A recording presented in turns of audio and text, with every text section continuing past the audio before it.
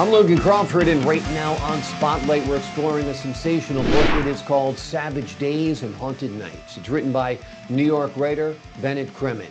This gripping novel takes us through the life of Dorian, a wannabe gangster in early 20th century Chicago who flees to New York to escape his criminal past and become a writer. With intense drama, unexpected romance, and themes of redemption, this book is a must-read for fans of historical fiction. We're delighted to have this very talented author join us here today on Spotlight, and we ask viewers like you to support authors like him by subscribing to our channel and by purchasing his remarkable book. The links are below this interview. Bennett, great to see you here today on Spotlight. Nice to see you. This is quite a gripping tale. I know it's born out of your experiences in part in New York City and Chicago. You are a writer, but you're obviously not a former gangster. Tell us a little bit about the inspiration for writing this story about Dorian. Well, actually, Logan, when I was a teenager, I have dyslexia, literally, very severely, when I was a kid. I spent much of my life getting over that, actually learned how to read, fortunately. Yep. During that period, there was no definition of dyslexia. It didn't exist. The diagnosis was dummy, period. All right, so I was a dummy, and I dropped out of school. And I dropped out of school in the old west side of Chicago, which was Al Capone's territory, literally. All right, I fell in with those people.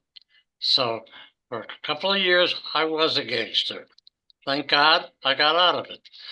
What it did allow me to do is to really know what I'm talking about when I write about gangsters. It's the real story. So, Exactly. okay, I hope that answers the question. Oh, it absolutely does. And that's funny because I just discounted right away, oh, you're not a gangster, but you were in your youth, and that's okay. We all have many lives that we lead as we go along on this journey that we call life. And so this inspired the book. I love the title, Savage Days and Haunted Nights. Tell us a little bit about the inspiration for that. For the title? Yep. Gee, that's hard to say. You know, poetic lines, who knows, you wake up in the middle of the night sometimes. Right. You're eating a hamburger or something. Bingo, there it is. So I can't say exactly where it came from, but I knew that the experiences I was describing were savage, and the character had many, many restless, anxiety-filled nights. So I put that together in the title. Give the folks an overview of what the story is about. Okay. There's this character. He has an unusual name, Dorian. And the opening line is his father must expect something unusual from him to give him such an unusual name. And as a matter of fact, something unusual did develop. So here's Dorian. It starts out where he's writing. He writes something provocative. He puts it in the old days in the mailbox, sends it off to get published. And so that they'll never publish it. It's controversial. They'll never publish this. And he's walking down the street past his favorite a pub and who does he see? He sees Frankie D, who is an East Side Frankie D, who's a loan shark, a loan shark. Now, he took a loan out from Frankie D. He knew better because of it earlier. He knew better, but something propelled him to do it. Took a loan out from Frankie D. He got away from the Chicago business, that Chicago mob stuff. He went to New York. He reformed his life. He did become a writer and describes the agony of working with the dyslexia to be able to become a writer. That's described. And he starts to publish in the old Village Voice. Do you remember that? Absolutely. That's where he started with the Village Voice. He was lived in the village. So it describes the village of that area, of that era, which New York, that was a very unusual, unique place. Yep. A combination of artists and dropouts from high society and gay people looking for, a refuge to be themselves. The village is a very unusual place, and he blends into it. Everything's going fine. He has a love affair, and it's a very, very major kind of love affair. He has a love affair, and so he starts to publish and all of that, and then there's a breakup in a separation in the love affair. He's very distraught by that, very bad mood. In that mood, he takes a loan from Frankie D. Now, there's a thing called the VIG. That's the interest on a loan shark's loan. The VIG is deadly, absolutely. Every week you got to come up with a 20% or something like that. It's a major deal. So he's falling behind on the VIG. So walking down Third Avenue by Sully's pub, he runs into Frankie D. Says, "Hey, where's the money?" They have a confrontation. Dorian is aggressive toward him. People in the neighborhood see that. There's no way that Frankie D can't get and do Dorian in. His reputation's on the line. He was threatened openly, physically in the street. So now Dorian has to hide out in his house. People are watching across the street. He has to go over the rooftops in New York to get out of the house, if you know how New York works. Yeah. Okay, so he had to go over the rooftops. All right, so that gets complicated. It goes on. How does he get out of that mess is kind of unique. How does he get out of that mess? He tries everything. He has a friend who's a pool shark, and they try to get into high stakes pool games so he can get up the money for the loan. He has a relationship with his brother in Chicago, who's become sort of independently wealthy, tried to get the money from him, but the family difficulties that they have, it didn't work. He tries all sorts of things to try to get, he can't. It's getting worse and worse. He has a friend, a very colorful character, a New York type character. His name is Danny. Danny Reardon. He's an Irish guy, wears Irish tweeds. He's a horse bettor and a master. He grew up in County Cork as a stable boy, so he really knows that. And he's known. He knows everybody. He's a main type of guy. So Dorian, they're friends because Danny Reardon he's a very colorful guy. He loves Irish poetry. He writes lyrics just on the net because he feels like for fun. And he likes Dorian because Dorian has that unusual background.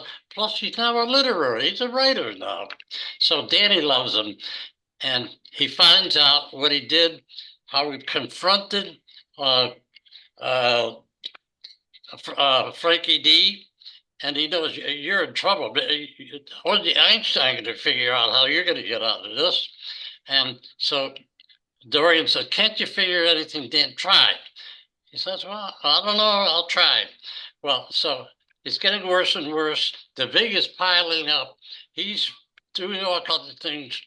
Some of the mob guys start threatening his girlfriend, even though they're separated. They're still very much in love. So they're threatening, they're trying to get to him. And they do all kind of things. And they're threatening her. He has to protect her. So he reverts back to West Side Chicago. And he goes after one of them and nails them. I mean, he lets him have it. And he says, "Tell this to Frankie D. You keep messing around with my girlfriend. I'm going to cut off your know what and shove it down your throat." After letting his name is Tony Bruno have it in a very graphic scene. Then he runs off to hide out in Brooklyn with a friend of his, trying to raise the money. They're still looking for him. And all right, how does he get out of it?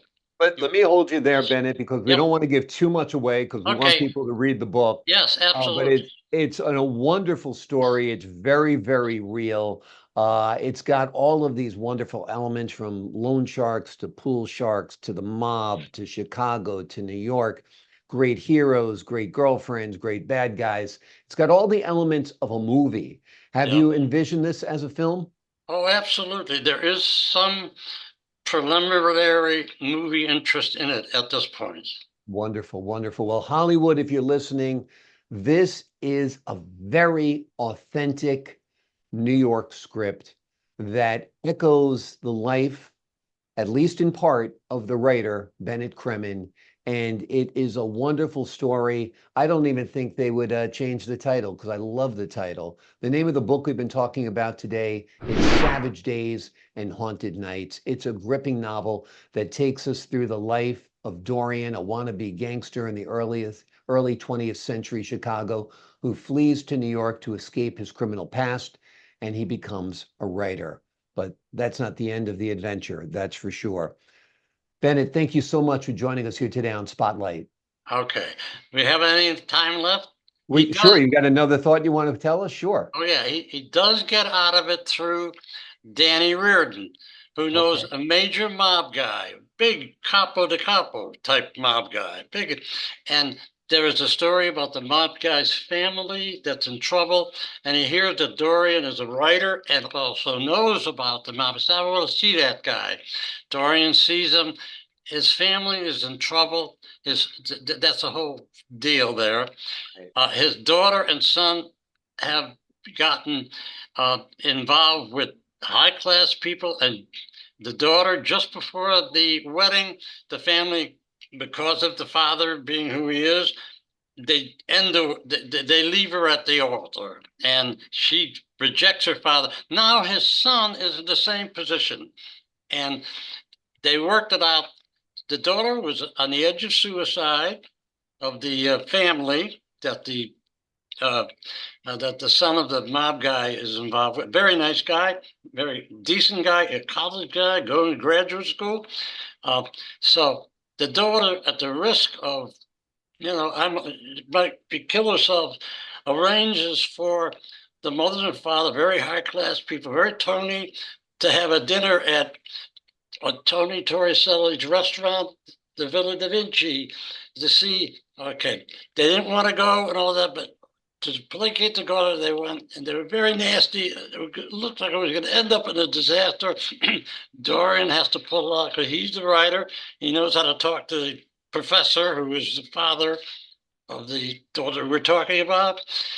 Dorian knows how to talk to him. That's why the mob guy warned him that it was his, but it was assumed that maybe he could work it out. He does. That's how he gets out of it. Amazing. He works Amazing. something It's out. a great story, very, very real. Bennett, thank you so much for joining us here today on Spotlight. Thank you so much.